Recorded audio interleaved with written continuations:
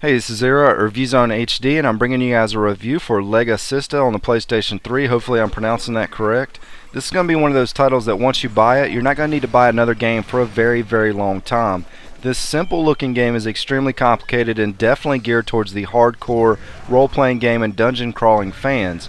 Even with my extensive knowledge of the Disgaea series and playing just about every good role-playing game that's released over the last few years on the PlayStation 3, I'm not afraid to tell you guys I was pretty lost in the beginning of this game, and even after 12 hours of game time, I'm still a little bit fuzzy on some of the game mechanics and certain job abilities. So I guess the question is this game worth figuring out or passing on?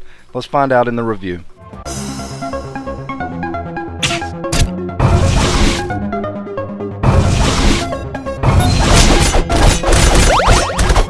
The graphics reminded me a lot of how I felt about Dungeon Defenders the first time I sat down with it. It has a very friendly and colorful theme going on, but it's also hiding the content and the depth that this game's holding behind the curtains.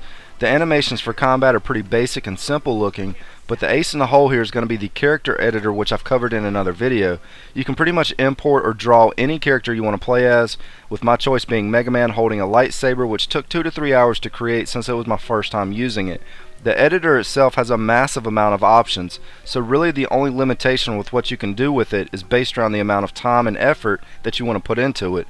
The cutscenes are all anime style similar to the Disgaea series, and the character editor features multiple well-known characters that are also from the Disgaea games.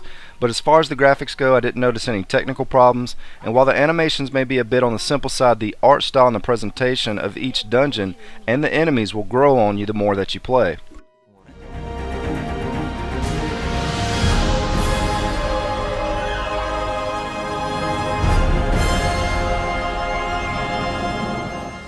The thing about this title is, it's extremely different than anything I've played before it. I really couldn't even compare its core RPG mechanics to any other title.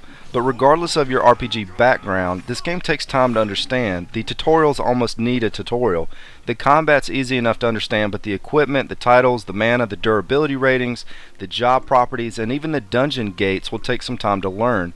But once you start figuring things out, the door swings wide open for creating a better party setup. You can enter dungeons with up to 3 characters in your party, and you can swap between the 3 at any time, but you can only control 1 character at any given time. And each different job brings something to the table, such as having a thief to pick locked doors or increase the chances of obtaining better items from the chests. Other jobs play a more backseat support role, such as enhancing your other party members' health or stats in some way, and any character can be leveled to 99 or 100, but you can also create special characters that can level all the way to 999. The preparation you put into micromanaging each character's gear and abilities go a long way for your chances of completing a dungeon. I've died countless times for being too greedy and pushing my party past its reasonable limit, and the game isn't afraid to throw a boss or enemy your way that you have no chance of taking down. The thing I enjoy most about this title is the fact that it never holds your hand, but it's also forgiving when you make mistakes, as there's no game over screen even when you wipe out.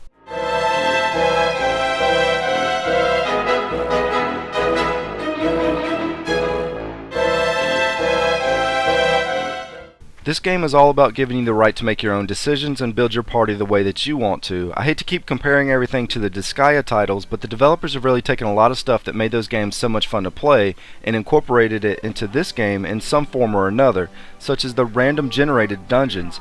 Running through the random dungeons on here is a lot like the item world from Disgaea, except this one has a couple twists.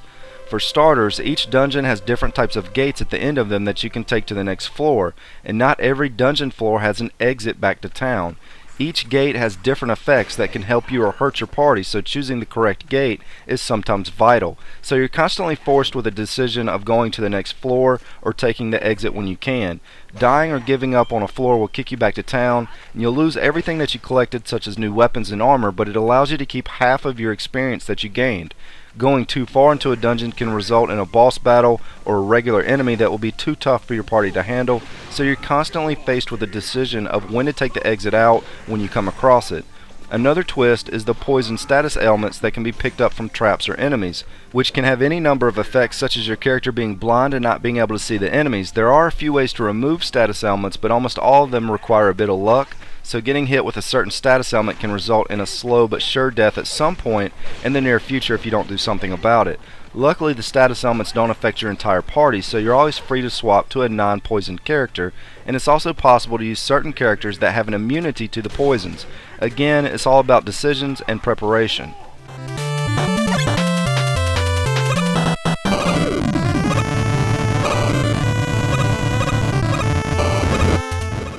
As far as value goes, this game carries a lot of content. The fact that it has random dungeons with increasing difficulty means that you're going to be spending an awful lot of time creating a super party to take down some of the bigger and badder stuff the game has waiting for you. So game time on this one could easily reach several hundred hours. I've been told directly from NIS that the story itself has a playthrough time of around 10 hours, but to be honest, I personally didn't spend much time watching the Japanese voiced cutscenes or care too much for the story. The meat of this title is going to be its stat-driven combat, in my opinion, and they nailed that part of this game. It also offers a platinum trophy with plenty of tough challenges littered throughout the trophy section, so trophy hunters are going to have their hands full with this one. There have been a lot of good titles that have released this month already, but this is one I would still recommend checking out if you're a fan of the Disgaea games or micromanaging party setups. I could only explain so much about this game in the review, but there's a lot that I didn't cover, such as how switching jobs affects your character, upgrading titles on your weapons to alter their abilities, and even its Borderlands style of crazy loot collecting. If you want a solid game to spend a few weeks with, this is a really good choice. Anyways, this is Zero at ReviewZoneHD, and thanks for stopping by.